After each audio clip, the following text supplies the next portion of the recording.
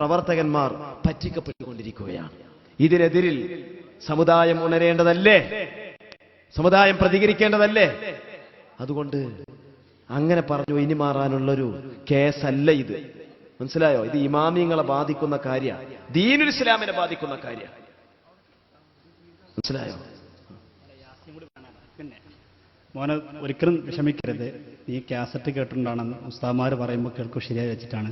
ഉസ്താദ്മാർ പല നിലക്ക് ഇപ്പം നിങ്ങൾക്കറിയാം, ഈ മുഡ്ര വിഷയത്തിൽ തന്നെ നിങ്ങളൊരു അറിയപ്പെട്ട പ്രഭാഷകനുണ്ട് ഫാറൂഖ് നൈമി. അതെന്താ ചെയ്താൽ യാസീൻ സൂറത്ത് പോലും, യാസീൻ സൂറത്ത് പോലും നീ ഒന്ന് അല്യോമൻ അഖ്തിമെന്ന് ഓതിക്കട്ടെ. യാസീൻ നിനക്കറിയില്ലേ? ഒന്ന് ഓതുമോനെ. അല്യോമൻ അഖ്തിമ അലാ അഫ്വാഹിഹിം മൈ കൊടുത്ത് അഖ്തിമ അലാ അഫ്വാഹിഹിം വതുകല്ലിമുനാ ഐദീഹിം വതഷ്ഹദു അർജുലുഹും ബിമാ കാനൂ യക്സിബൂൻ.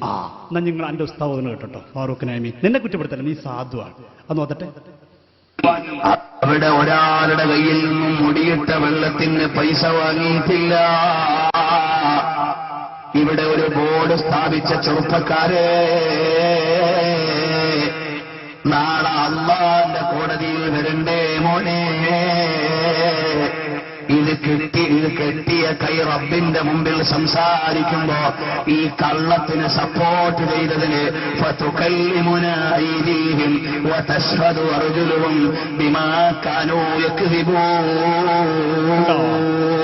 അത് വേറെ കോപ്പി കേട്ടോ. അത് മുസാഫിൽ വേറെ പതിപ്പിലുള്ളതാ. ബിമാക്കാനു മോനെ മനസ്സിലായില്ലേ? കേട്ടില്ലേ? എന്താ ഓതേണ്ടത്? നീ ഒന്ന് എന്താ ഓതേണ്ടത്? ബിമാക്കാനു മൈക്കോണേ കൊടുക്കും. എന്താ എങ്ങനെ ഒന്നുകൂടി പറ. ഉസ്താദ് ഓതിയത് ബിമാ മനസ്സിലാവും. ഒന്നുകൂടി ഇട്ട് കൊടുക്കണേ.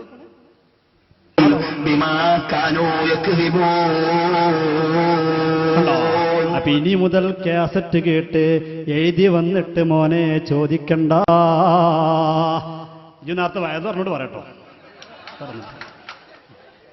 മനുഷ്യരായ തെറ്റുണ്ടാകും ഉസ്താദേ, പക്ഷേ അത് ഖുർആനിൽ പറ്റില്ല.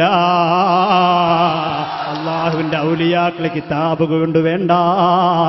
നാളെ പടച്ചവന്റെ മുന്നിൽ ചെല്ലണ്ട മോനെ. ഈ നാവൊക്കെ സീല് വെക്കില്ലേ, കൈ സംസാരിക്കില്ലേ, ആ കാലുകൊണ്ട് സാക്ഷി നിൽക്കില്ലേ, എന്റെ അർത്ഥം പോലും മാറ്റിവെച്ചില്ലേ. അറിയാതൊരു പദം ഓതിയതാണെങ്കിൽ സമ്മതിക്കാ. ഉസ്താദ് കണ്ടോ, ഓതിയതിനാണ് അർത്ഥം വെക്കുന്നത്. കേട്ടോ മോനെ? ഈ കള്ളത്തിന് സപ്പോർട്ട് ചെയ്തതിന്